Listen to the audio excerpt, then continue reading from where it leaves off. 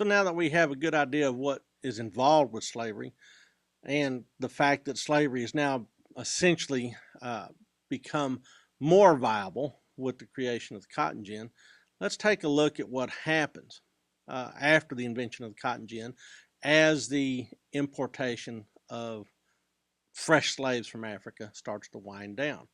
Well, in essence, this 150,000 new slaves pumps a lot of new blood into the institution.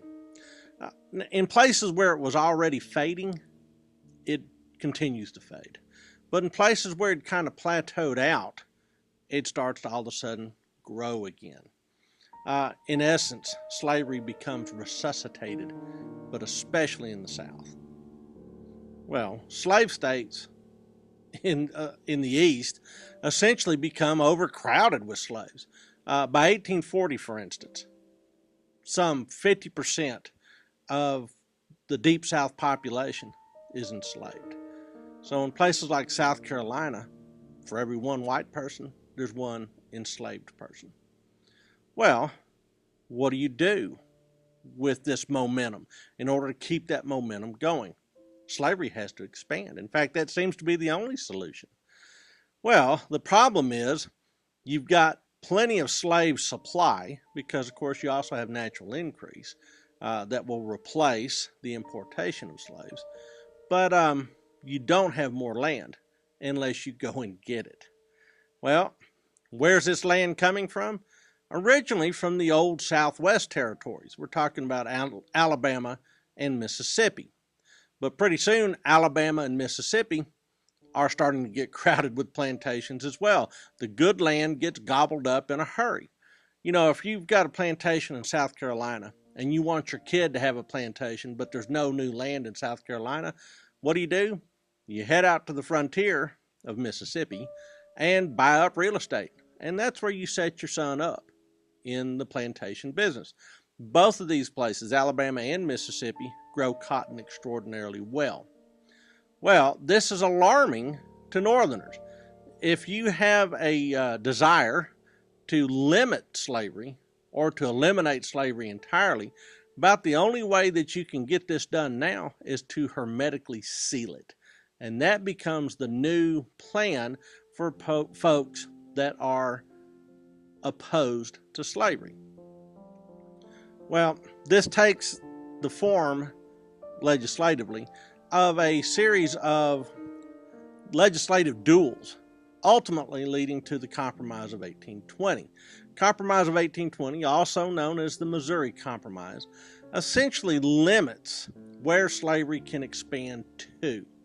The issue at hand was, will territory west of the Mississippi River be open to slavery?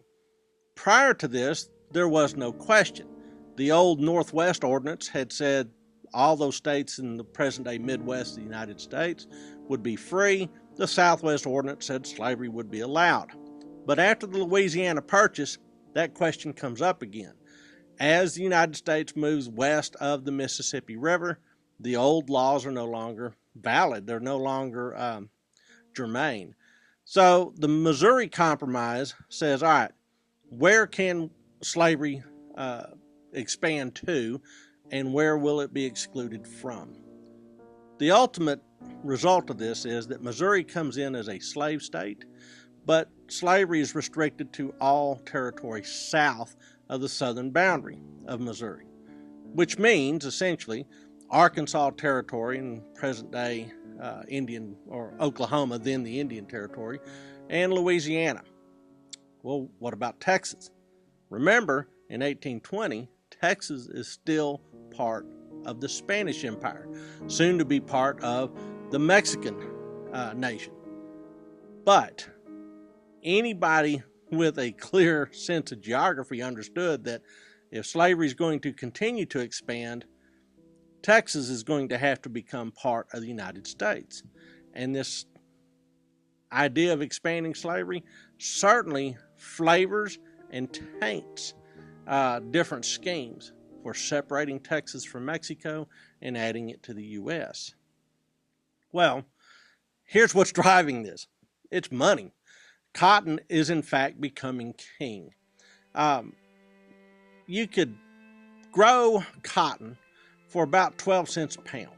Only took about 12 cents a pound to produce, and this includes hands, feeding your hands, everything that's used to go in to capitalize this operation. Yet you could sell cotton for about 4 or 5 times that amount. So the amount of margin is vast. There's a lot of money to be made. So people start in Mississippi, for instance, fairly poor, but if they have a couple of good cotton crops, all of a sudden they have gone from the poor white class into the middle class, heading towards the upper class. This was the pathway to social mobility. So therefore, Texas seemed like an absolute godsend.